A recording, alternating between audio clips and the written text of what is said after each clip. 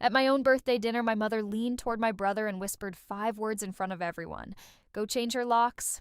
He grabbed his keys and walked out while I was still holding a piece of my own birthday cake. What he found inside my apartment that night destroyed my entire family forever. My name is Claire Bennett, and I was turning 29. Across from me sat my mother, Diane, with her usual practiced smile that never reached her eyes. My father, Robert, stayed silent as always, while my brother, Nathan, sat nodding beside his wife. I heard my mother's whisper clearly, and my father nodded. Do it after dessert. My chest tightened, but I kept smiling, cut the cake, and watched my own brother walk out without a word. An hour later, Nathan returned, pale and shaking. My mother snapped, Did you do it? He said there was police tape around my apartment door. My phone buzzed with a text from an officer, asking me to call immediately. My mother had tried to lock me out, and instead unlocked the truth. I drove straight there, hands shaking so badly I dropped my keys twice.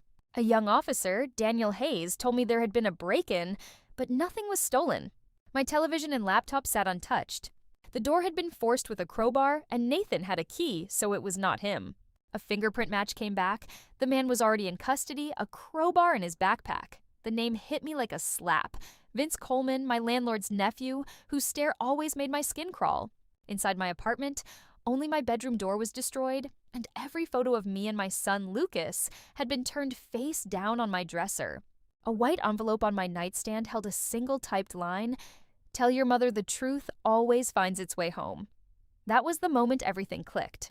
This was never about me. My mother was terrified of something in my apartment, and Vince had gotten there before Nathan, not to steal, but to send a warning. By morning, a voicemail from Officer Hayes changed everything. Vince's account had received $5,000, labeled maintenance, sent from Diane Bennett herself. My own mother had paid the man who broke into my home. A month earlier, I had found a box in my parents' attic with my name on it. Claire Bennett Property Trust. Inside were property deeds and offshore statements with a forged signature that was not mine. I'd photographed every page, telling myself it was harmless.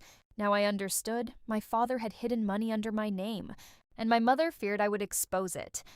I installed a new lock, restored my son's photos, and texted my mother, Dinner at my place, 7 sharp, no games. She replied, Be ready for the truth. That night she stormed in, furious at the new lock, insisting Vince only fixed a dishwasher.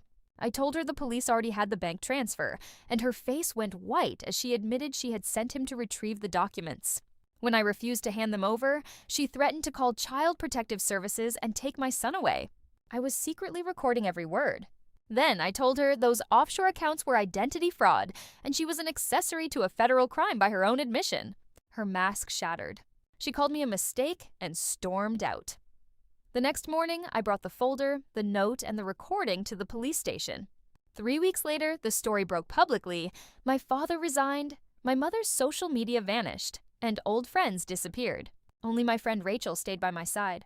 Nathan texted, blaming me for destroying the family. I never replied. 6 months later, my father was sentenced to 2 years in federal prison.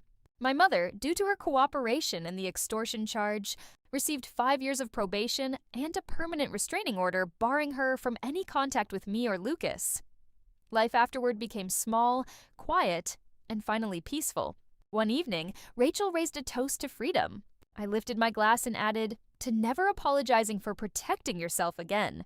The next morning, I mailed the last hidden document straight to the district attorney's office. No note attached. I walked home lighter than I had ever felt. Lucas waiting at the table asking for pancakes, sunlight spilling across the kitchen floor, and for the first time in my life, my world finally felt completely clean.